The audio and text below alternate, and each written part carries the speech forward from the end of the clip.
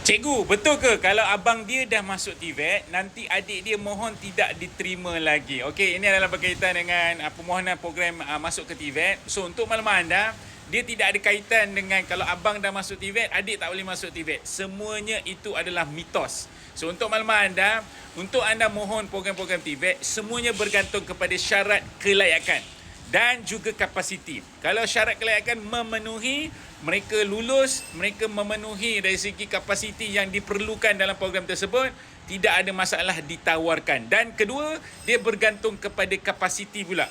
Kadang-kadang ramai orang nak masuk program TVET, ramai orang mohon program TVET, tetapi TVET dia ada kapasiti.